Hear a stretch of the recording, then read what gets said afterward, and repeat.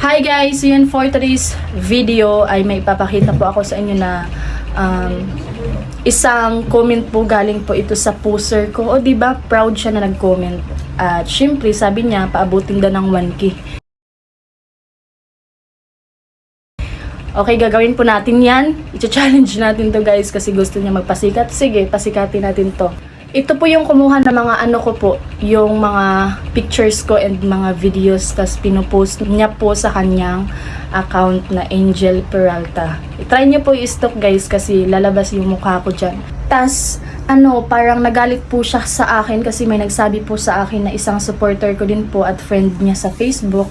Yun, sinend lahat yung mga pictures and videos, kinuha po talaga. Ewan ko ba, ba't hindi ko siya na-stalk nung dati, tas ngayon nagko-comment na siya.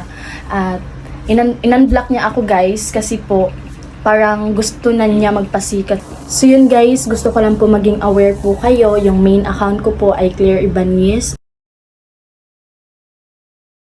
Yan po yung real name ko po sa Facebook. Dalawa lang po kasi yung ginamit ko. Itong page ko po na merong 175 key followers and yung 12,000 na followers ko po sa page, sa Facebook. At syempre guys, kapag may ka-chat po kayo, nagamit po yung yung mukha ko, tas hindi ka pangalan ko, hindi po sa akin yan.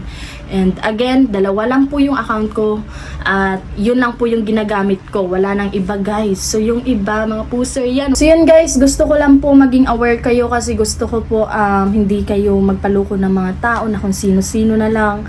Dahil po marami din po nagchat-chat sa akin na ganito, ganyan.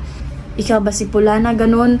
Tapos nahihiya po talaga ako kasi po yung ginamit po talaga mukha ko po. So yun guys, yung mukha ko sirang-sira na po talaga sa ibang tao. Yung mga hindi nakakilala sa akin kasi po ginamit po yung mukha ko para makaloko sila ng tao. Gagawa sila ng paraan. Kasi po sa panahon natin ngayon, marami na po talagang scammer. Ayan. So ano bang purpose mo para magnakaw ng mga picture na hindi sa'yo, diba? Magsasabi ka na wala naman akong ginawa, ganun. Hindi, kasi pag poster po talaga, diyan papasok yung mga pang-i-scam. Gagamitin yung yung mga pictures ko po para makapangloko ng ibang tao. So ganun po yun. Hindi ka pwedeng magsabi na wala kang ginawa. Alam ko ba na wala kang ginawa? Kaya mo nga magnakaw, mag-post ng mga picture na hindi sa'yo, diba? Kumbaga, alarming sa lahat ng mga supporter po dyan ni YMG. Kailangan po maging aware po kayo kasi po para po sa akin yun at para din po sa inyo. Again, sa lahat ng mga hindi pa po nakapanood sa video ko nung about sa scammer, tingnan nyo po, marami po mga pictures dyan and mga videos na sinend sa akin. Tas yung iba hindi pa po nakakita kasi unti pa lang po yung nanood. Ayan po, tingnan nyo guys, yan.